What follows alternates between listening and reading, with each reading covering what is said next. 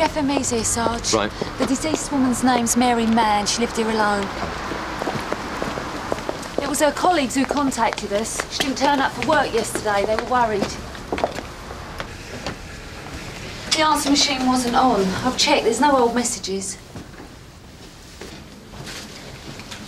Sarge? What about neighbours? They're professional people round here. They don't seem to know much about each other. So where is she? Upstairs bedroom. We've ID'd her from her personal possessions and I've just informed the coroner's officer. Was the house secure? Yes, Sarge. There was no sign of a break-in. We had to force an entry. So what exactly are we doing here? Why call CID? The FME. There's a couple of things he's not sure about. Great.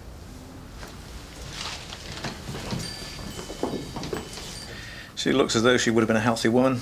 I'd say in her 40s. Slightly overweight, perhaps, but then some of us prefer them that way. I confirm that life is extinct, 9:33 a.m. Can you tell us how long she's been dead, Doctor? I'd say approximately a day and a half, no more than that. PC Garfield tells us that you're not happy about something. Yes, well, a post-mortem may well tell us that the poor lady died of natural causes. In the meantime, there's just one or two things that worry me slightly. The pink secretion on the pillow is blood and saliva, also a small amount of vomit, but hardly enough to choke on. And some petechial hemorrhaging of the eyelids and on the forehead. Just pinpoints. In the hairline there, can you see them? Yes. The general signs of an oxygen deficiency. My guess is that she died from suffocation. Are there any signs of a struggle? Not at all. There's no fingertip bruising of the skin, but there is a focal area of pallor indicating pressure from an object. The pillow? I'd say so, yes. She was lying face down on it. Is there a possibility that she could have suffocated herself, say, in her sleep? Not unless she was old and infirm, and even then it's doubtful. In sleep, if a person experiences breathing difficulties, they naturally and reflexively move their head so they can breathe. She obviously didn't. Thank you. Okay, thank you, Dr. Arnold. What time is it? 9:15, 9:40.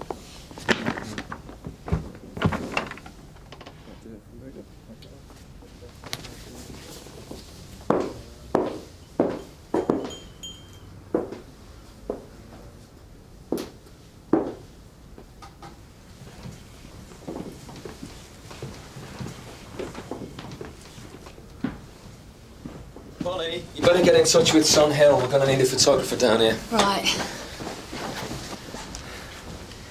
And one of you better hang on here. Oh, I'll stay. I think George is worried about the pollen can. Where's all the personal stuff? Downstairs, Sarge. Sierra Oscar from 469. I was thinking Mary Mann might have taken a few too many pills. All I could find was vitamins and health remedies. There's not even an aspirin in the place. I was wondering maybe if she'd been knocking back the booze. That's what me and Polly first thought, but I don't think she was. Apart from a couple of unopened bottles of duty-free, she seems to have lived it up on carrot juice. Right, we've got chequebook, credit cards, cash, all intact. Building society account book. There's a few bob in there. And I found this at the back of the drawer. It's a personal diary, not much in it though. So what do you want, hardcore confessions? I don't think this woman bothered much with visitors. I mean, just look around you. There's only one of anything, never two. In the bathroom, there's only one hand towel. In the bedroom, one bedside table with one bedside lamp. So she spent most of the time on her own. Yeah, well then, isn't all this a bit of a contradiction? A what? Well, it's the sort of stuff a romantic could go for, isn't it? I mean, I don't know.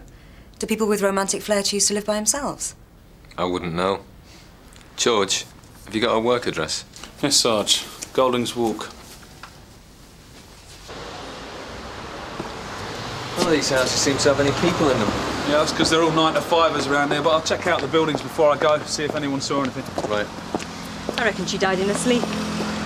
Yeah. I reckon it's about time Dr. Arnold was pensioned off. I mean, you heard what he said. He likes them cuddly. Still, he might be right. Maybe we'll get forensics just to give it the once-over.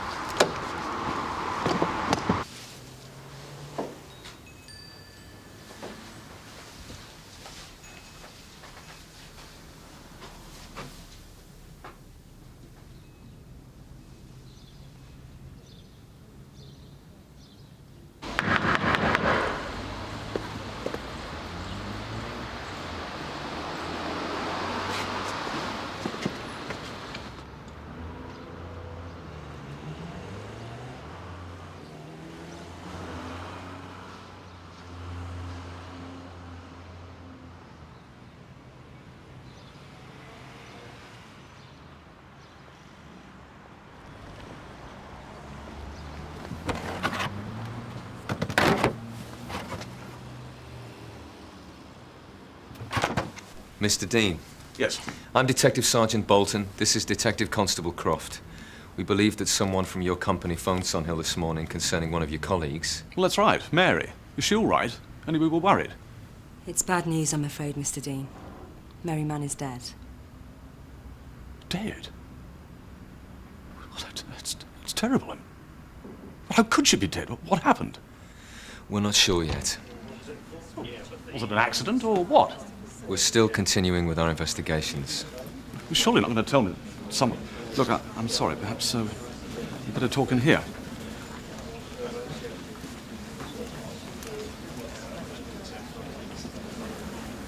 Did Mary have any relatives? No. She was always joking about it, saying that she was the little orphan girl who'd made good. What was her job? She was a conference organizer. The company deals in pharmaceuticals, and Mary was part of the PR team we designed in order to profile events. This is all terribly sad. I'm going to miss her. We'll all miss her. Was she good at her job? Very good. She was one of the best. Oh, Mary was expert at managing things on a large scale, organising large groups of people.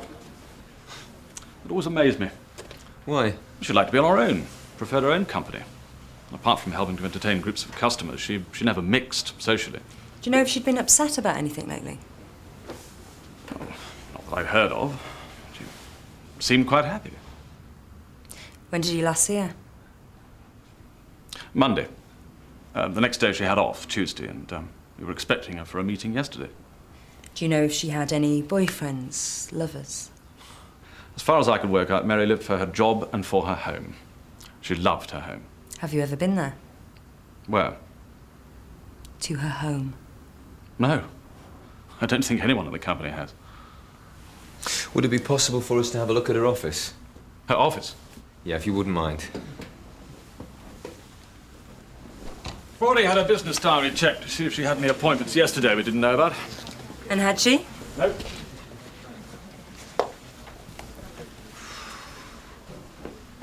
Well, this is certainly different to the way she lived at home. Yeah. It's like another world. If it's all right with you, I'd like to make arrangements to tell the staff the sad news. I feel they should know. Yeah, of course, Mr. Dean. You go ahead. Oh, tell me, please, was it bad? Did she suffer? No, Mr. Dean, she didn't suffer. Thank you.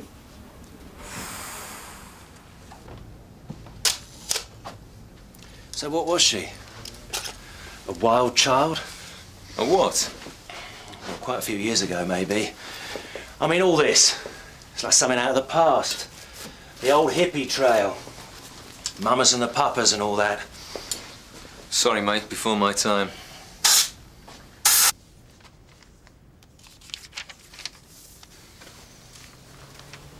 Not the sort of book you can't put down, is it? No. It's mostly conferences and business meetings. She didn't fill in the last few days. George didn't have much luck with the neighbours, Sarge. Most of them are out. There's an elderly woman across the road, but she reckons she hardly ever saw Mary Mann. Oh, I'd love to live here. Live on my own in a place like this. Bit of peace and quiet. I'd never open the door. Is it all right if I give these plants some water? Yeah, go ahead. I'll tell you something that's odd, though. What's that? Well, a woman like this, all these plants, lovingly cared for, why would she throw away a fresh bunch of flowers? These must have cost a few bob. Sarge?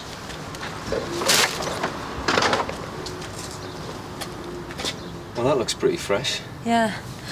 And there's this. Candle wax. I stayed in and put my feet up on Tuesday. Do you remember what the weather was like? Yeah? Stayed fine and warm? Right, let's go and have another look in the kitchen. Polly, will you look in the bin, see if you can find the bottle? Sarge.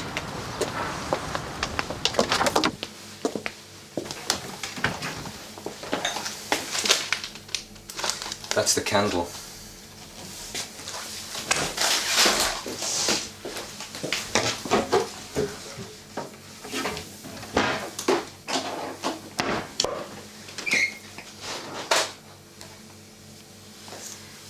Two champagne glasses and a vase. Now, why would she put those in there with plates? Why shouldn't she? I don't think that she would. I think she put them in here. I reckon in Mary Mann's world, everything has its rightful place. Including people. Yeah. I couldn't find the bottle. Never mind. That'll be the scene examiner.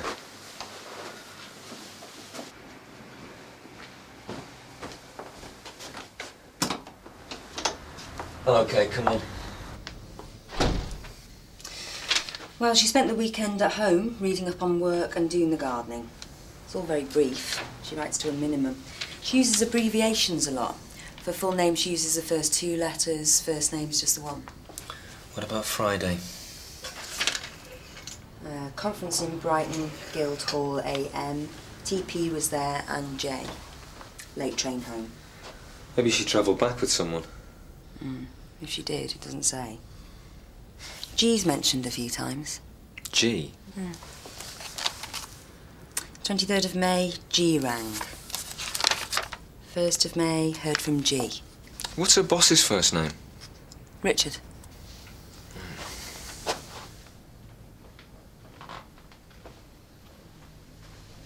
Just thought I'd check this. If she did share the bed with someone, there might be some fibres. Or some dead skin tissue. We think she might have shared a drink with someone in the garden. There's a couple of champagne glasses downstairs I want you to have a look at. All right. That's a shame. What is? That G cropped up again. Goes right back to February. This is the first entry. Met G again after all this time. Then again on April 10th. G hopes to get deal off ground, can't see it happening. I've also been going through this, checking the names and numbers. The only man's name beginning with G is Glenn. I just rang it. The bloke who answered said that it was a wrong number. It was a shop.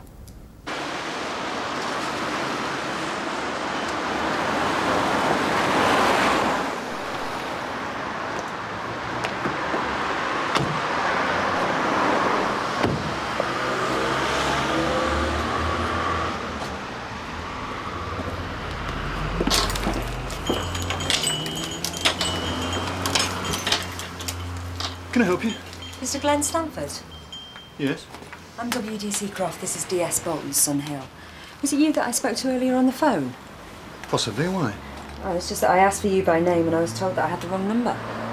Yeah, well, I'm sorry about that. It's just that, well, it's just that things aren't too good for me right now. In what way? I've gone bust. People want their money. Landlords, taxman. So I have to be careful who I talk to on the phone. Well, that's not what we're here for, Mr. Stanford. Huh? Do you know a lady called Mary Mann? Mary? Yeah, of course I know. Why? Is there somewhere else we can talk? Yeah.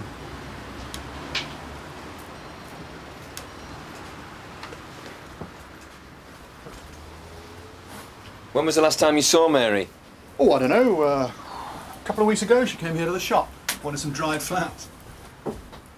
Did you see her on Tuesday? No, of course I didn't. Look, why are you asking me all this?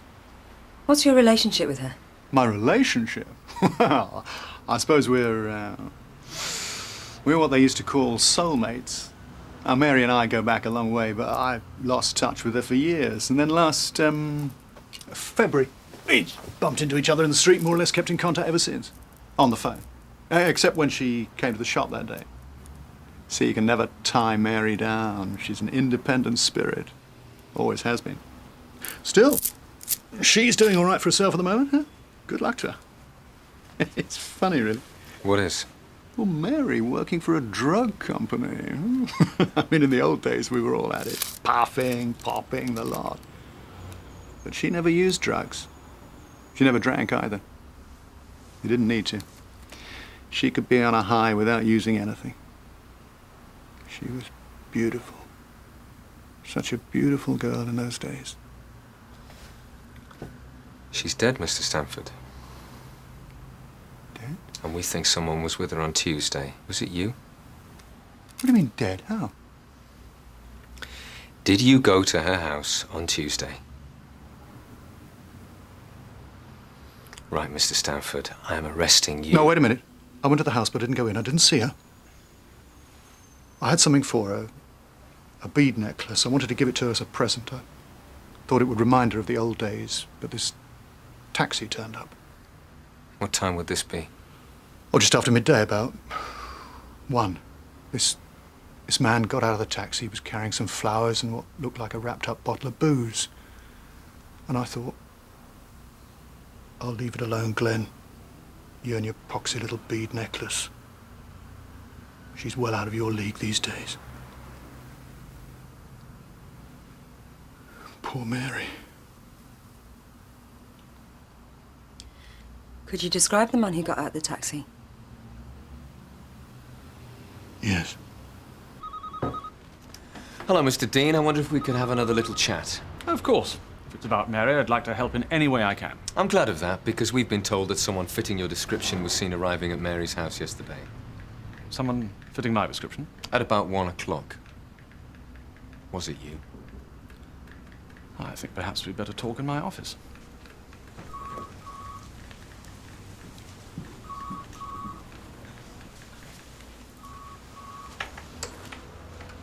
All right, yes, I did go to her house yesterday. Why didn't you tell us this earlier? It's delicate. How do you mean, delicate? Well, I thought I'd take a chance, just turn up at her door. You see, I told her I had some news for her. What kind of news?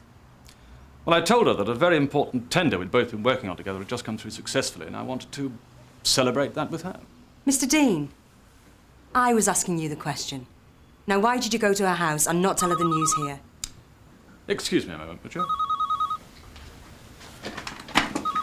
Carol, could you hold my calls for a few minutes, please? Thank you. Part of the deal with this tender was, well, let's say, below the line. In other words, there were perks involved. Yes. So was she surprised to see you? Well, very surprised. As I've already told you, I mean, she didn't exactly encourage visitors. But I suppose the good news and the champagne changed her mind about that. Did she get drunk? Of course she didn't get drunk.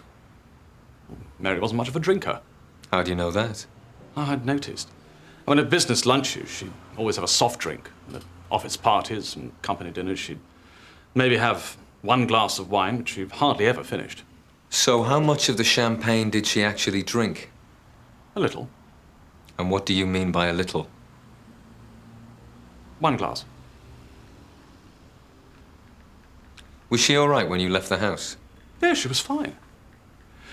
Now, if you wouldn't mind, I have a business to run. Sorry, Mr. Dean, we're not satisfied. We'd like you to come down to Sunhill Police Station with us. So what happened when Mary invited you in? I told her the news, and I insisted, as her boss, that she should share some champagne with me. Well, it's obviously amused her because it made her laugh. All right? This happened where? Inside the house? No, it was outside, in the garden. It was her idea. She even lit a candle to go with the flowers I'd brought. In daylight, would you believe? I thought it was a bit ridiculous at first, then I realized that was the way she liked to do things. Are you sure that was the only reason you went round there? Just to tell her the good news? Well, I was curious. Curious? Yes. Even though we'd worked together for goodness knows how long, I knew nothing about her. So you're saying you found her attractive? No, I'm not saying that. I suppose I was to a certain extent fascinated by her. I used to watch her at work. Well, I suppose that wasn't enough. I felt as though I needed to know more. In other words, you couldn't leave it alone. We were business colleagues. Is there anything wrong with that? And did that satisfy your curiosity?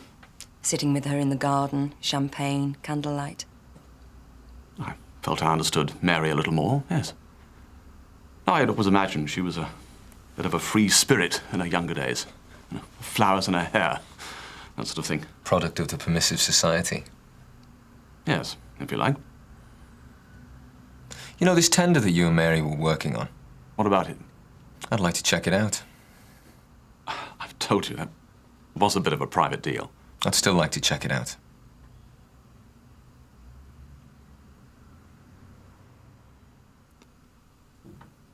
All right, then. It was a lie. There was no tender. No. Well, earlier on, I told you a bit of a lie myself, Mr. Dean. I told you that Mary didn't suffer. Yes, you did. Well, there's every chance if she did regain consciousness that she would have suffered. Of course, she wouldn't have been able to do anything about it because she would have been too weak. But she would have felt panic, fear, alone in that house, while she quietly choked to death. You see, Mr. Dean, we believe that you were somehow responsible for what happened. Were you? Mr. Dean does not answer.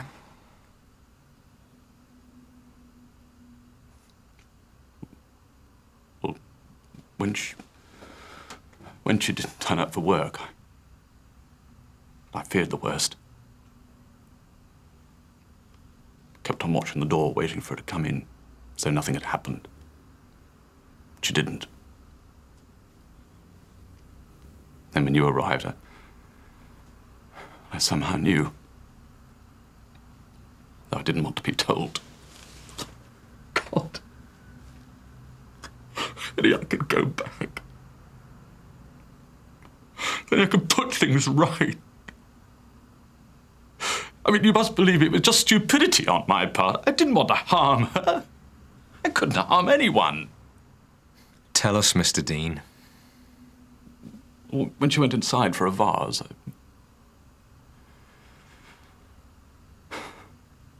I put something into her drink. What did you put in her drink? Benzodiazepine. Tranquilizer.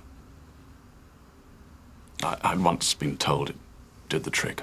What, to soften her up, to make things easier for you? No!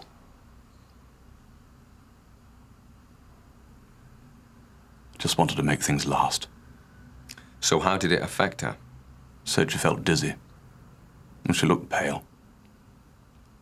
And she said she was going upstairs to lie down. I didn't know how it would affect her, did I? It's relatively harmless. I mean, lots of people take it. With alcohol? Did you not think to call a doctor or an ambulance? Well, I thought she'd get better later. But she didn't, did she? She died. And do you want to know something, Mr. Dean? She might have been a bit of a free spirit, as you call it. But she never once in her whole life took any drugs. She came through all of that unscathed.